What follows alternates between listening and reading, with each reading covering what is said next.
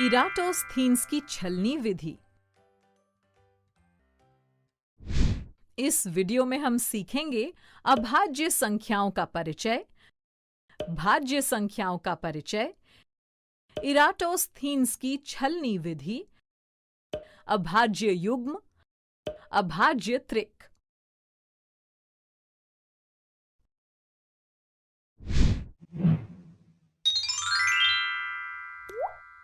अभाज्य संख्याओं का परिचय।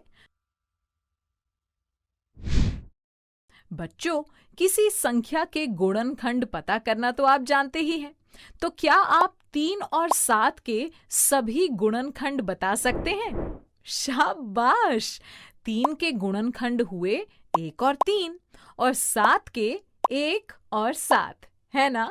देखो देखो, इन संख्याओं के ठीक 2 गुणनखंड हैं।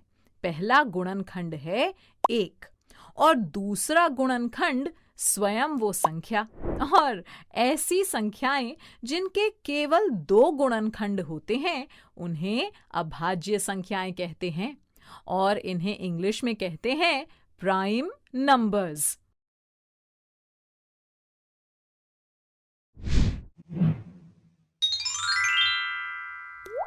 भाज्य संख्याओं का परिचय। अच्छा, अब अगर मैं ये पूछूं कि 8 अभाज्य संख्या है या नहीं, जल्दी जल्दी बताओ। आइए सबसे पहले 8 के गुणनखंड लिखते हैं। ये हुए 1, 2, 4 और 8। 8 के तो 2 से ज्यादा गुणनखंड हैं, यानी 8 अभाज्य संख्या नहीं है। और ऐसी संख्याएं जिनके 2 से ज्यादा गुणनखंड होते हैं वो भाज्य संख्याएं या संयुक्त संख्याएं या यौगिक संख्याएं कहलाती हैं और इन्हें इंग्लिश में कहते हैं कंपोजिट नंबर्स। समझे बच्चों?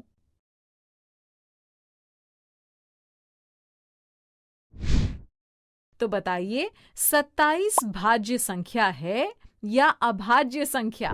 बिल्कुल ठीक, 27 एक भाज्य संख्या है क्योंकि 27 के 2 से ज्यादा गुणनखंड हैं।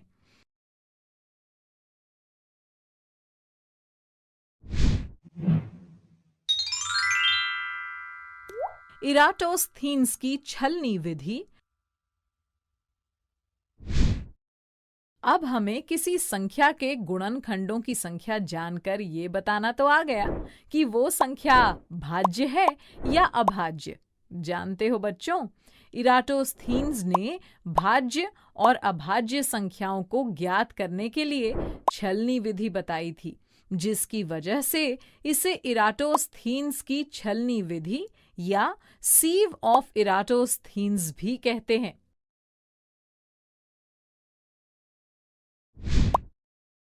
आइए इसे चरणों में समझते हैं। चरण 1, 1 से 100 तक की सभी संख्याएं यूं क्रम में लिखिए। चरण 2, अब चूंकि 1 ना ही भाज्य संख्या है और ना ही अभाज्य संख्या, तो संख्या 1 पर वर्गाकार आकृति बनाते हैं।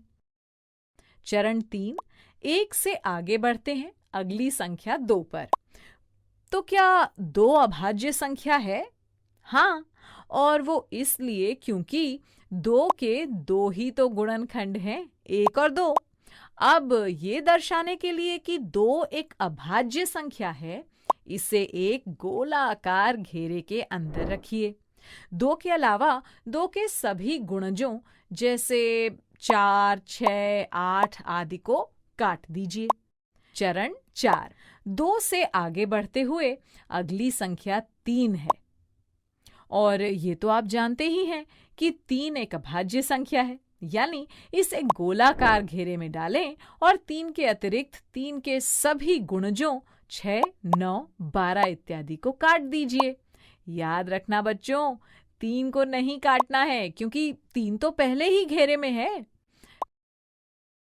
ये प्रक्रिया तब तक जारी रखें जब तक 100 तक प्रत्येक संख्या या तो घेरे में हो या कटी हुई हो। बच्चों, अब इस छलनी को ध्यान से देखिए।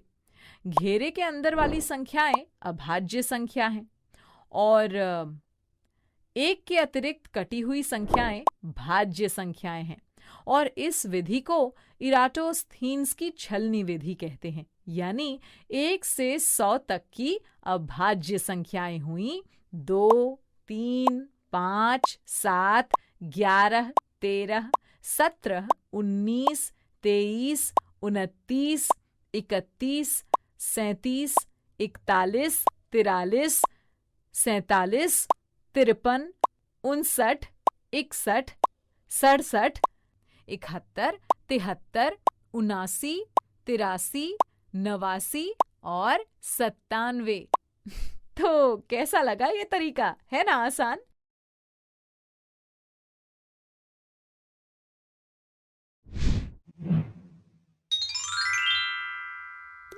अभाज्य युग्म। अब अभाज्य संख्याओं 3 और 5 को देखिए, तो बताओ इनके बीच कितना अंतर है? हाँ, 5 - 3 हुआ 2।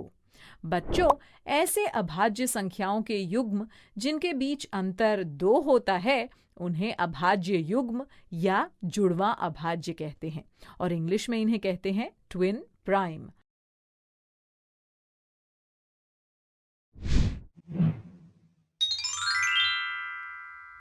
अभाज्य त्रिक।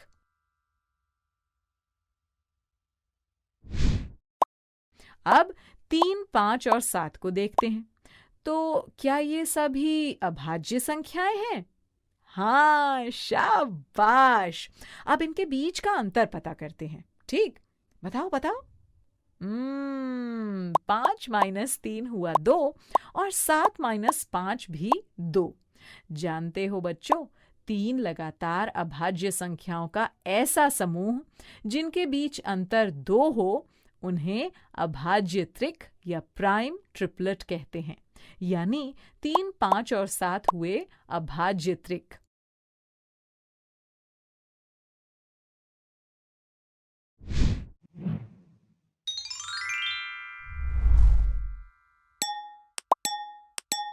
अच्छा, आइए अब कुछ सवाल पूछूं, देखते हैं आप कितनी जल्दी जवाब दे पाते हैं। चलिए, इनमें से अभाज्य संख्या चुनिए।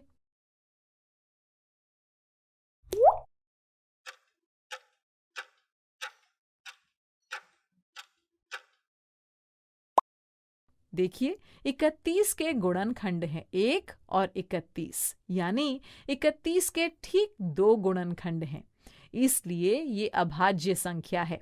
तो सही उत्तर हुआ विकल्प बी। अच्छा, अब सबसे छोटी भाज्य संख्या बताओ।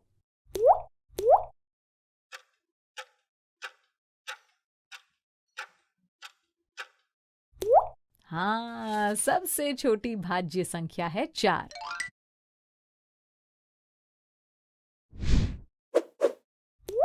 दो ही एकमात्र ऐसी सम संख्या है जो कि अभाज्य है। क्या ये कथन सत्य है अथवा असत्य?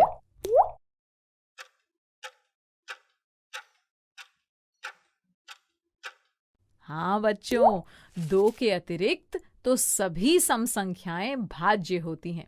यानी ये कथन 2 ही एकमात्र ऐसी सम संख्या है जो कि अभाज्य है, सत्य है।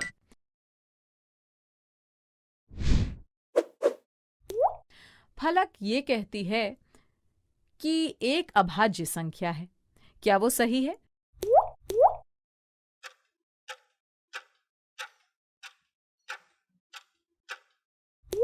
नहीं ना, एक ना ही अभाज्य संख्या है और ना ही भाज्य संख्या, यानी फलक सही नहीं है।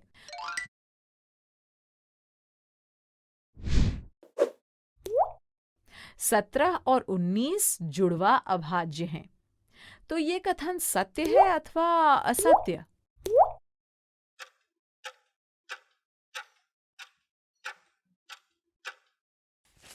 सत्रह और 19 अभाज्य संख्याएं हैं और इनके बीच अंतर 2 है, यानी ये हुई जुड़वा अभाज्य।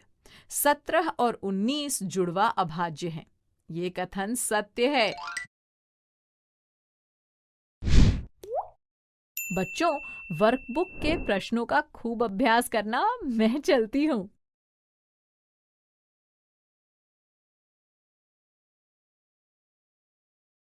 बच्चों, अब मैं जाती हूँ, कल फिर मिलने आती हूँ। इंग्लिश में अब होंगी बातें, मैथ सीखेंगे हंसते गाते। आपको ये वीडियो देखकर मजा आया ना? अगर आप इस वीडियो से संबंधित अन्य संसाधन जैसे कि अन्य वीडियो, गतिविधियां, क्विज इत्यादि देखना चाहते हैं तो अभी डाउनलोड करें संपर्क स्मार्ट शाला मोबाइल एप्लीकेशन। और हाँ, अगर आपको ये वीडियो अच्छा लगा हो तो इसे जरूर लाइक करें। और भी नए नए वीडियोस देखने के लिए सब्सक्राइब बटन पर क्लिक करना न भूलें। मिलते हैं बहुत जल्द YouTube और संपर्क स्मार्ट शाला ऐप पर।